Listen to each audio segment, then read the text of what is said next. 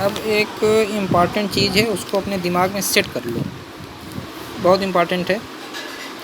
देखो अभी तक जो पढ़ रहे थे तुम लोग, जो कि y अगर होता था तो y को डिफ्रेंशिएट करते थे तो उसको लिखते थे dy/dx, बता चुके हैं पहले। और इसी dy/dx को हम लोग लिखना चाहें तो y1 लिखते थे। अब सोचो कि जब y को डिफ्रेंशिएट किए तो लिखे dy/dx या y1, और जब दोबारा डिफ्रेंशिएट करते थे तो dy/dx का डिफ्रेंशिएशन d²y/dx² होता था। तो इसका मतलब कि dy/dx को जब दोबारा डिफ्रेंशिएट करोगे तो वो d²y/dx² होगा, या इसको डायरेक्ट y2 भी लिख सकते हैं। इसी तरीके से d²y/dx² को जब तीसरी बार डिफ्रेंशिएट करोगे तो वो d³ होगा, या इसको हम लोग y3 लिख सकते हैं।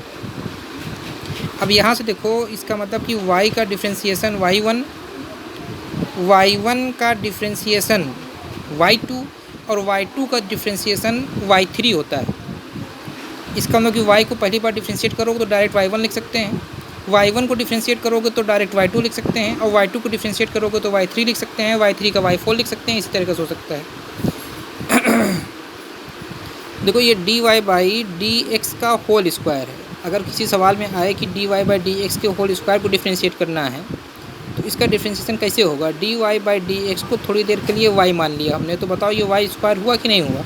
और y² का अगर डिफ्रेंशिएट करते तो तुम 2y लिखते, 2 इंटू y के जगह पर dy/dx। y माने थे, y तो था नहीं, था क्या चीज़ वो, dy/dx का डिफ्रेंशिएशन जब दोबारा करोगे तो d²y/dx² होगा। यही चीज़ समझना था। अगर dy/dx का होल स्क्वायर है, जब उसको डिफ्रेंशिएट करोगे तो dy/dx को थोड़ी देर के लिए y माना, तो ये y² हुआ। y² का डिफ्रेंशिएशन 2y की जगह पर dy/dx। y माने थे, y तो था नहीं, था क्या चीज़ वो, dy/dx, इसलिए dy/dx का डिफ्रेंशिएशन d²y/dx²।